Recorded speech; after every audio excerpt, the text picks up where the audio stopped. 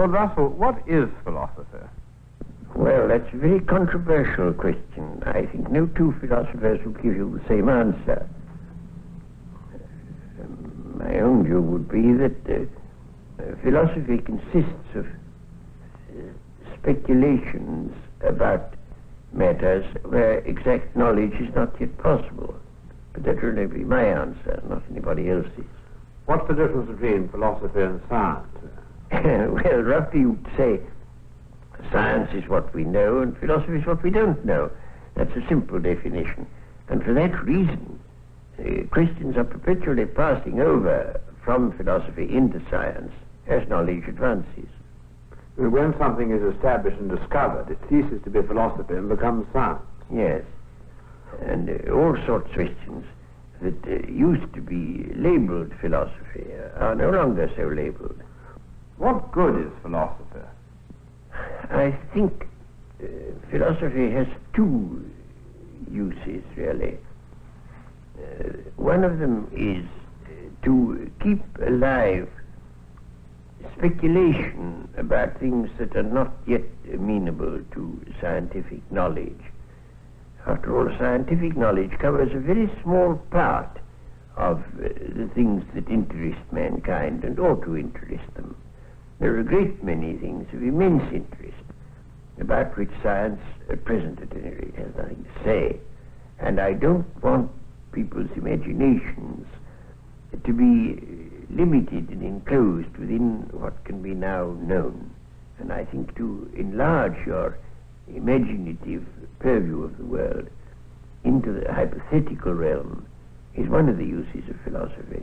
But there's another use which I think is equally important, which is to show that there are things we thought we knew and don't know. On the one hand, to keep us thinking about things that we may come to know, and on the other hand, to keep us modestly aware of how much that seemed like knowledge isn't knowledge. Could you give some illustrations of the sort of subjects which have been speculated about and then produce some material result later? Yes, it's quite easy to do so, especially from Greek philosophy. The Greeks invented a whole lot of hypotheses which turned out valuable later, but which in their day couldn't be tested. Take, for example, the atomic hypothesis. Democritus invented the atomic hypothesis that matter consists of little atoms. And after about 2,000 years, rather more than that, it turned out that this was the right scientific view. But in his day, it was merely a suggestion. But didn't Plato think that Democritus's theory about atoms was a lot of nonsense? Plato was horrified by him, said all his books ought to be burnt, because Plato didn't like science. He liked mathematics, but he didn't like anything else that was scientific. But now, in this way, philosophy, in a sense, becomes a kind of servant of science. Well, that's part of it. But, of course, it isn't only a servant of science, because there are a number of things that science can't deal with. All questions of values, for example. Science won't tell you what is good and what is bad.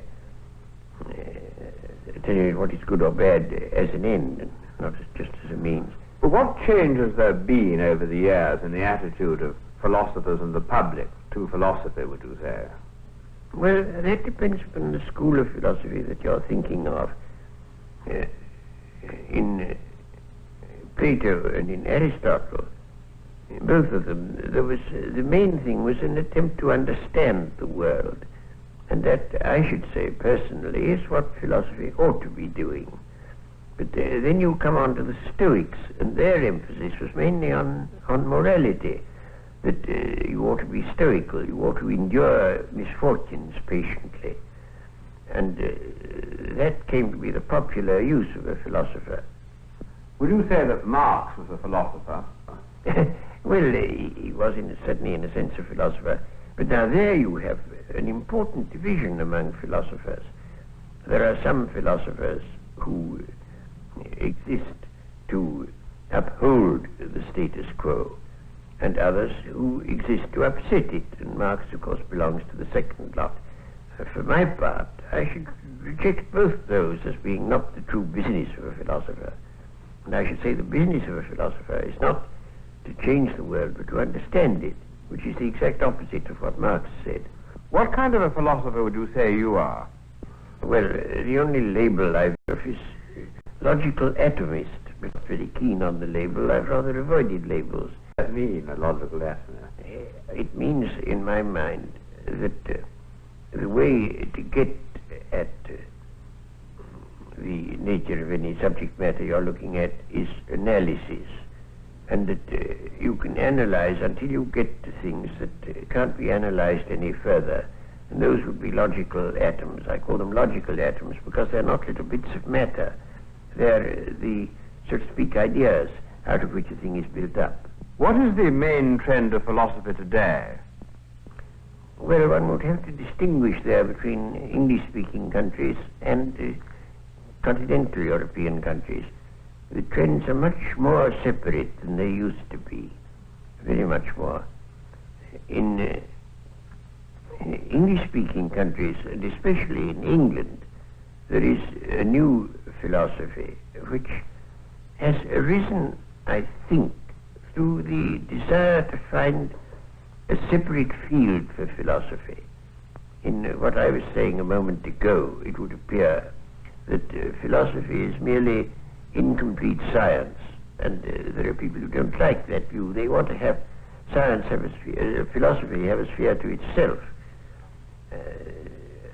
That has led them into what you may call linguistic philosophy, that the important thing for the philosopher is not to answer questions, but to get the meaning of the questions quite clear.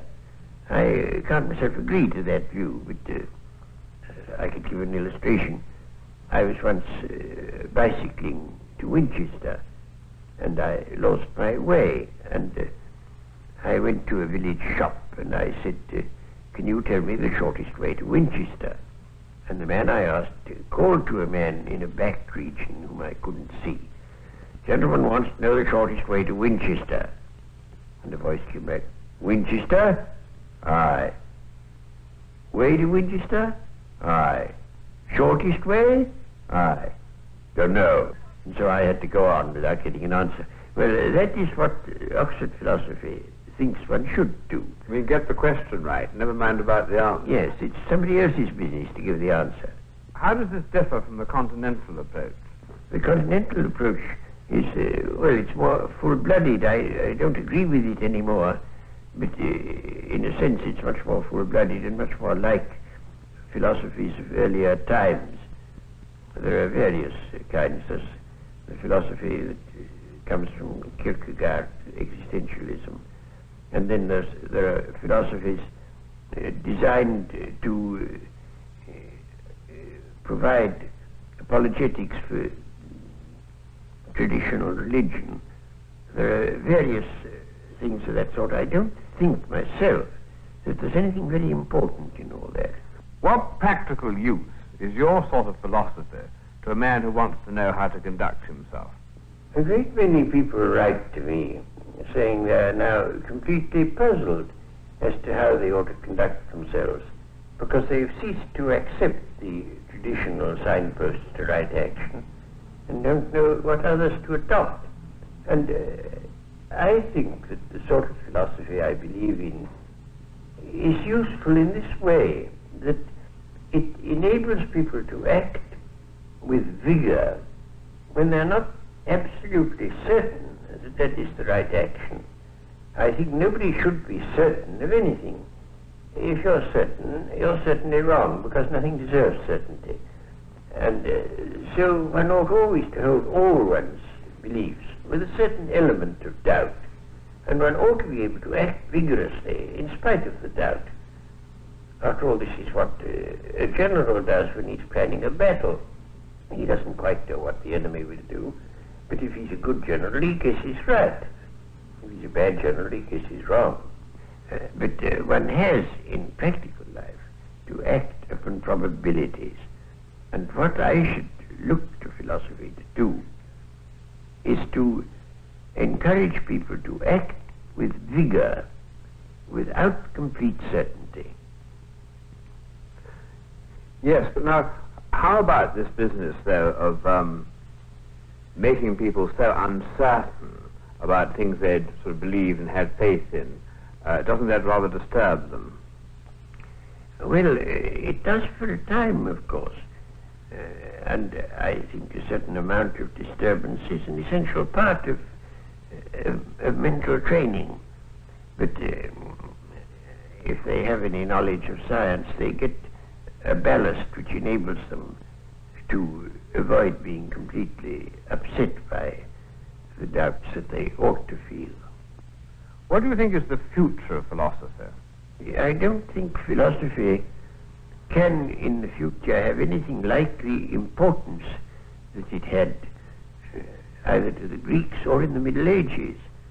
I think the rise of science inevitably diminishes the importance of philosophy. Well, would you summarize the value of philosophy? First, because, as I say, it keeps you realizing that there are very big and very important questions that science, at any rate at present, can't deal with, and that a scientific attitude by itself is not adequate. And the second thing it does is to make people a little more modest intellectually and aware that a great many things which have been thought certain turned out to be untrue, and that there's no shortcut to knowledge, and that the understanding of the world, which to my mind is the underlying purpose that every philosopher should have, that is a very long and difficult business about which we ought not to be dogmatic. Thank you, Lord Russell.